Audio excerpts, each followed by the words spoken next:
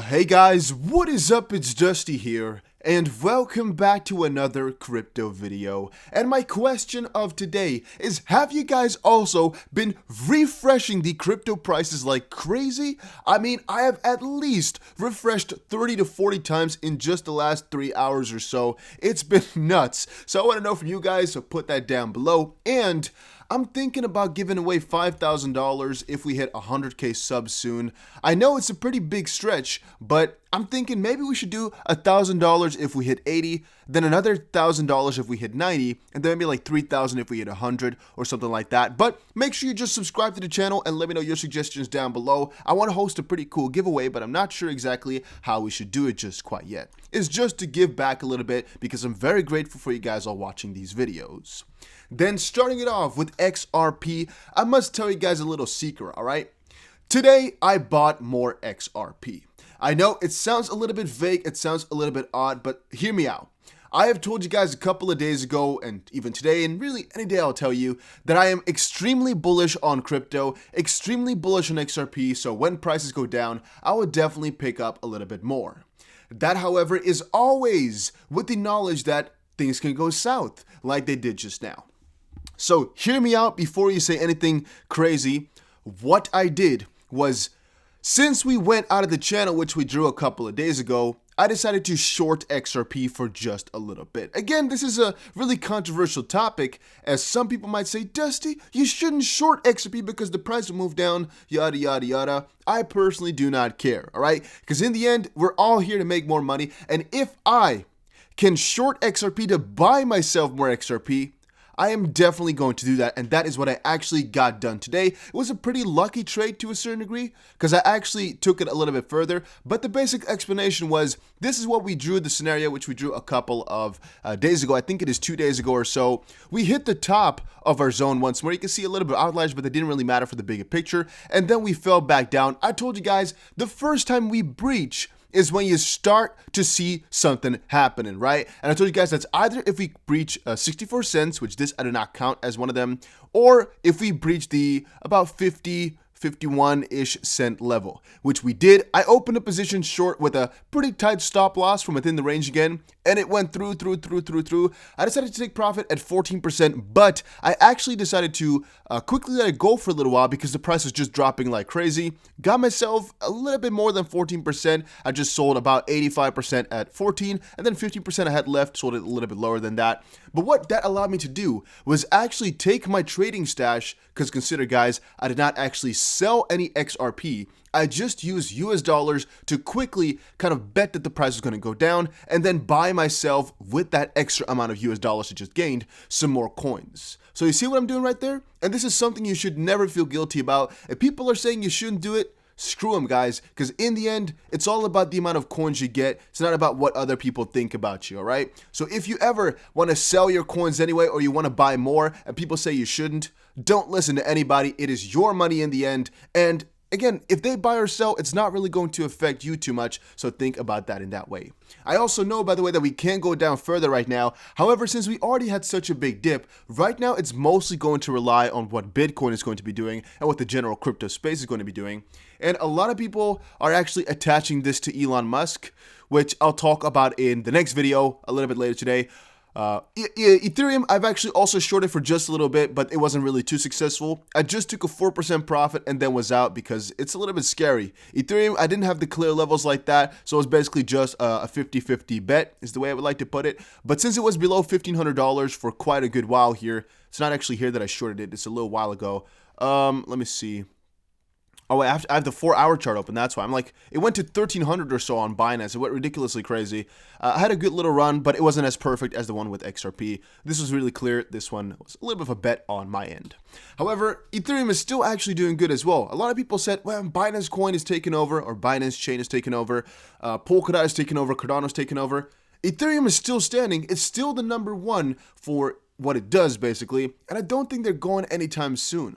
All right, that's my personal opinion on the matter, but that's also why I'm still happy to pick it up at the bottom here. $1,500, oh, here you can see $1,300 it went to. $1,500 per coin is still pretty high in my opinion, and I'm definitely happy. Wait, no, $1,500 per coin is still pretty low in my opinion for where we're eventually going to go to, and I'm always happy to pick it up. So yeah, they keep expanding, guys. A lot of people are buying these dips. A lot of people are, which I personally have also suggested some of my friends. Again, none of this stuff is financial advice. It's just me and my journey that I'm sharing here. However, let's get into the most interesting stuff of today. I should have maybe started the video with this because it's more of a researchy type of thing, and you know, the video I started with some price talk. A lot of you guys do not like that, but whatever. Mr. XRP or whatever, he tweeted out a couple days ago, Ripple Bank XRPB abandoned in 2018, could it be back on the table? And you might be wondering exactly why he put it this way. Well, it's because a lot of people right now were wondering why Ripple moved over to Wyoming. As you can see, there's a couple of reasons. We've talked about all of them in a previous video. Wyoming's Special Purpose Depository Institutions classifies digital securities as digital assets. These SPDIs are allowed to buy and sell digital assets, offer currency/digital asset exchange services, and lend digital assets.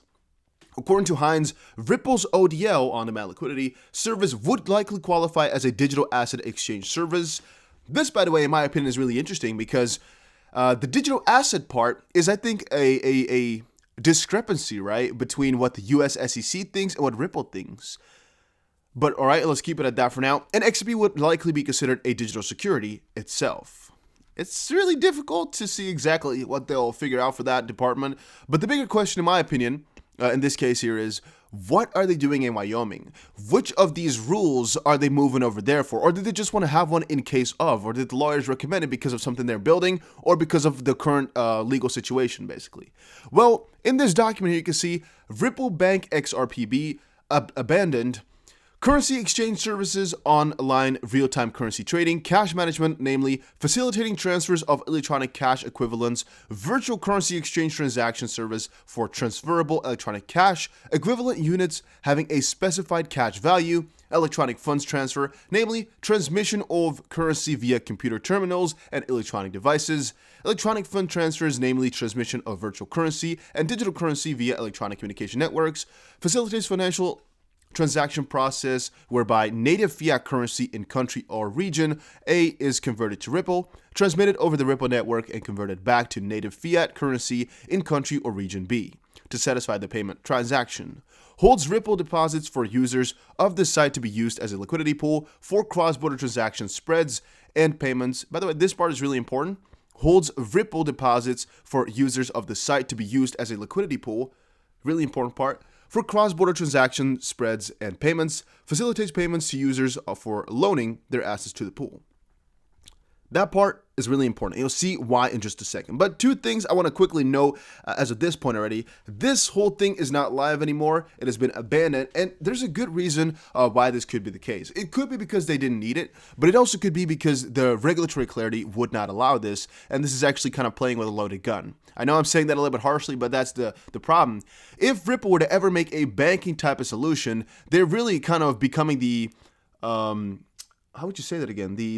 I'm not sure what the English word for it is. It's like a competitor. There we go. They would become the competitor of a lot of the parties they're trying to work with, which might really be cutting your own knees, basically, whatever it's called. You know, cutting yourself while you're trying to walk. It's really pretty stupid. So maybe that's why they abandoned it. Maybe it's because this was already filed a couple years ago, and they never thought it would take off this quickly and do so good. Could also be because crypto changed so significantly over the last couple of months at that point that decided to abandon. Again, XRP in this date actually went to above $3 as it's abandoned about 3 days, 4 days, 5 days after all-time high. You know, it could be something along those lines. Maybe it was just an idea, a ball that was thrown up. Maybe it wasn't even officially made by Ripple. I'm not sure exactly how this one works, so again, I cannot tell you. It could be just completely fake. But XP Bible here says they can't. That would be too disruptive for legacy banks, and they couldn't be able to compete. Ripple will be, for now, a financial consulting and implementation business. They will get a cut regardless. I see the bigger picture coming. They might buy Flare once the noise is gone. They actually already own the majority of Flare, by the way, if you didn't know that, but all right. So the backstory in that department is Ripple is actually also very much a consulting company where they actually help out the traditional financial companies with whatever they want to achieve regarding distributed ledger technology. But they also have said before that this whole cross-border payment sector is just their first vertical. So thinking about Ripple getting into the banking sector is definitely not a strange thought. And I've also checked back at all these documents from 2018 of people thinking what was going on. Here it says, interesting description given the trademark for liquidity pool, possibly X pool, right? Which is basically, again, a little bit of a cross-reference.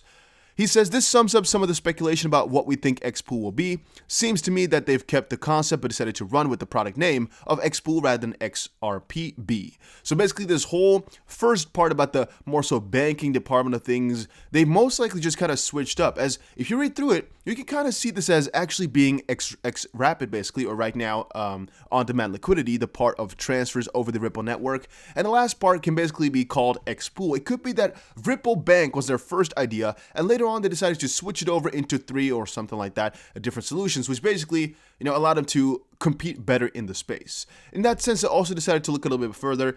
Oz Alpha Wolf also said here, actually, could this be a different company that applied for the trademark? Do we know if either of the people named in the file actually worked for Ripple? Amy Kurtgate is an attorney for the U.S.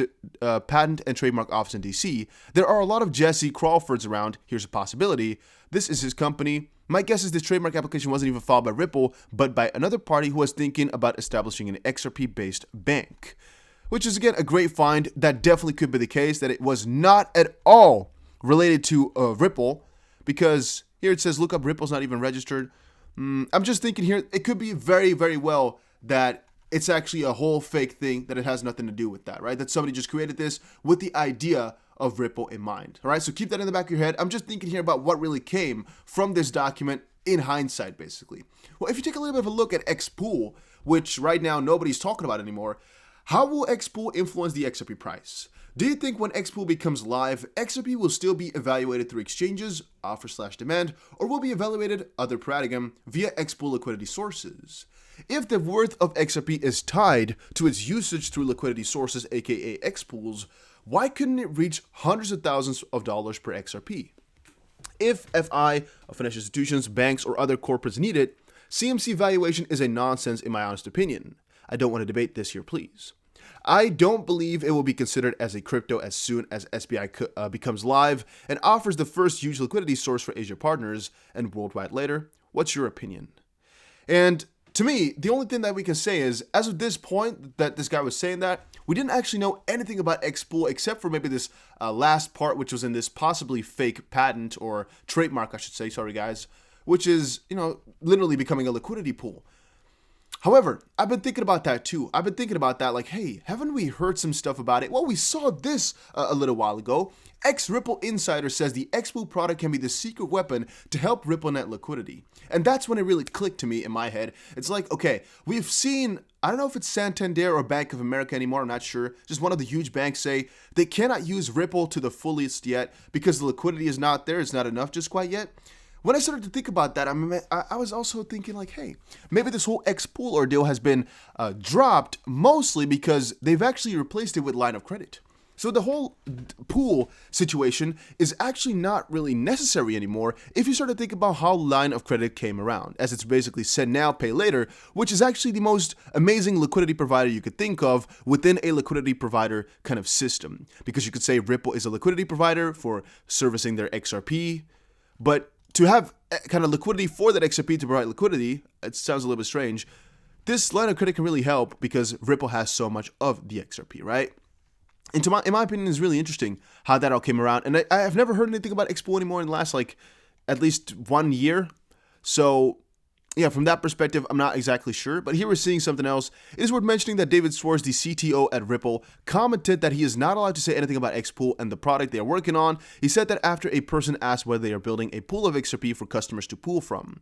Which again, in my opinion, has just changed over to line of credit. If this was already known or if this is really stupid, let me know in the comment section down below because I'm just a random guy on the internet. And I just did a little bit of digging here. Nothing too deep, nothing too crazy. But again, if nobody knew this yet, you saw it here first, ladies and gentlemen. If others are starting to talk about it, better make sure they credit the GOAT, the Dusty BC. You know what I'm saying? No, I'm just kidding. No, I have no idea if what I'm saying here sounds really stupid or is smart. But that's just something I kind of attach to each other. Then I was kind of thinking about some test flights here. Ripple Bank beta, I was like, maybe they also decided to make something like that. But then I just thought, no. This whole beta here is just somebody who made a project but then abandoned it. It's basically just, if you want to make an app on the App Store, this is where you can let others test it. And it's called Ripple Bank Beta with a little Ripple Bank logo, but I don't actually attach too much value to that one. Here is again why they moved to Wyoming. It could also be that that's why they moved into Wyoming, for a bigger picture with the whole banking system, or because they just want to make sure that their lawyers can really, use it in the lawsuit to maybe prevent things from working out worse in the future, or just to use the new laws that are, granted over there. I'm not really quite sure. And last thing I had, just a little bit of a side note, two whales just withdrew $1 billion from Coinbase a little while ago. One fun fact is that there's a lot of people still buying Bitcoin, even though things are going down like that right now. And there's a ton of whales putting in billions of dollars still. So don't think you're the only one who's purchasing. There is a ton of other people doing that. And if you want to wait for the better entry, you go right on ahead, all right? I don't think it's a bad thing. However, I am saying there's a ton of people buying it right now, so you wouldn't be alone. And even Tesla, even all these big companies will most likely be at a loss at one point or another if this is really the end of the big bull run, right? Which I don't think they really would like or will really allow, but we'll see. Hopefully you guys all enjoyed this video. If you did, make sure you press the like button and subscribe. I also just made a TikTok. I know it's a little bit cringy. I'm not sure if I like it, but hey, I made one. A link will be down below. And make sure you subscribe to the channel and maybe like if you want to help out with the algorithm.